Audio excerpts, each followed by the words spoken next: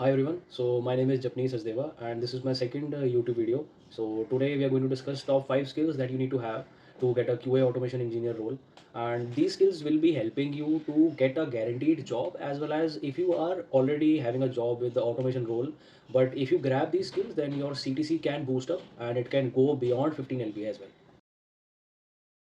So the number one skill is programming language. So you can pick any of the famous programming languages such as Java or Python, but you need to make sure that you are able to write a program, as well as if there is already a written program, so you are able to understand it.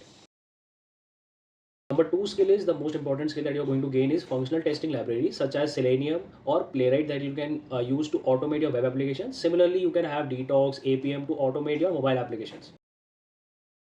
Number three skill and the most demanding skill as of now in the industry is API testing. So in API testing, you need to understand about web services, SOAP UI, REST API. Once you get an understanding around it, then start practicing or create projects so that you are able to understand like how does a real-time project or how does a real-time framework will be working.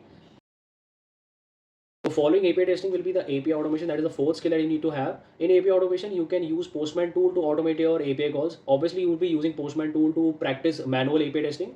Then you can also automate them in Postman tool itself. And then if you are using Java as a programming language, then you can use REST assured library. Similarly, if you are using Python as a programming language, then you can use request library. My top pick will be Postman tool to automate, and then you can move ahead with Python with request library because it is comparatively much easier to understand and implement as compared to Java with REST assured. The fifth skill and the most important skill that I need to have is manual QA principles understanding. So I've been taking a lot of mock interviews around QA and QA automation. So I've seen that people are lacking skills of manual QA principles. They understand coding, they are able to implement automation using Selenium, Playwright, and APM, but they don't understand how will you convert a manual test plan into automation. How will you pick the different test scenarios that can be automated for automation?